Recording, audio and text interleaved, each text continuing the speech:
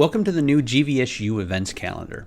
This video will be a demonstration showing you the new layout, and will also show you how to add events to this calendar. So first, to access the events calendar, you will want to go to gvsu.edu/events. Once you're on this page, you will see that it's broken up into different sections. First, we'll talk about this calendar that you see in the top left-hand corner. Here you can click on the different days, and it will show you the events for that particular day. Also notice that today's date will have an outline around it. Next, we'll talk about the checkboxes that you see over here on the left-hand side. You can filter what you see on the event calendars based off of the different affiliations or by the locations. So for example, let's say that I want to see all the events for alumni, and I also want to see all the events that are online. So by placing a check in each of these boxes, you will see that I'm now seeing just those particular events.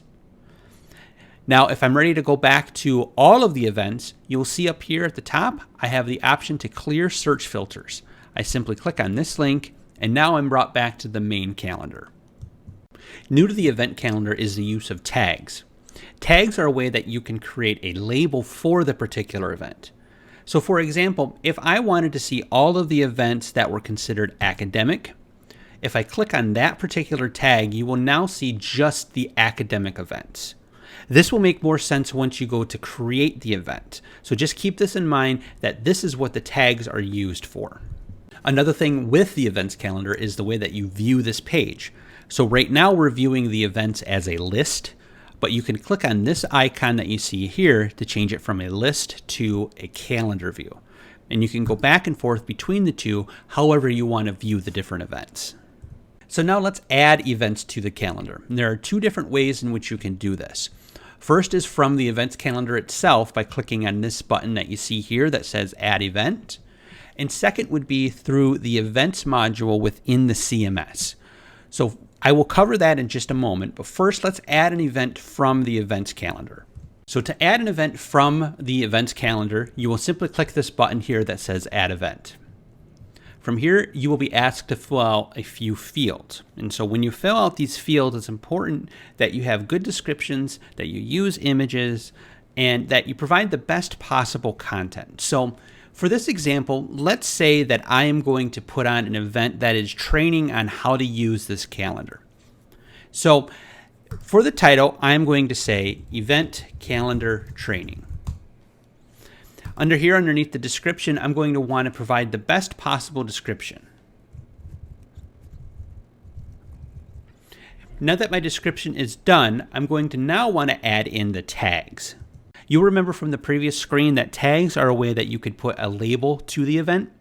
And you can see here that there are a few suggestions. So for this event example, I'm going to say that this is considered administration, but then I can also type in my own tags, and I can type in, for example, CMS. And if I hit tab on my keyboard, you will see that it puts the CMS tag in there. Tags must be at least 3 characters in length, and you can have a maximum of 8 tags per event. After you add the tags, the next thing you're going to want to do is check the box for affiliations. So who is this event for? For this particular event, I'm going to check the box for faculty and for staff. Next will be the date and times of the event. You can see that there are 3 different options you have for this. An all-day event, an event that just has a start time, and an event that has both a start time and an end time. So for this event, let's say that I'm hosting this on July 14th, and it's going to start at 10 a.m. and it's going to end at 1 p.m. Now, if this is just a one-time event, I would be done with this section. But let's say that I'm having multiple occasions of this particular event. So I'm going to have the training on, say, the 14th, but then I'm also going to have the training on the 16th. That is when you would click on this button that says Add Date and Time. For this example, I'm going to have it just on the one day, so you can see I can now click on this button that says Remove Date and Time, and then I'm asked, Are you sure? So now I have this event set up to be on July 14th, starting at 10 a.m. and ending at 1 p.m. Next is the section on adding images and video to the event. It is always a good idea to add at least an image for the event. So what I'm going to do is I'm going to click on this button that says Choose Files. and I'm going to select the picture that I want to use for this particular event. Now, as I upload the image, you will see that I have to provide an alternative text. The alternative text is going to be a description of the picture. So for this example, I'm going to type in computer screen with code on it. Next, I can also provide a video URL. So say that you want to link a YouTube video to this particular event. You can simply paste that YouTube URL or Vimeo or Facebook URL into this box here.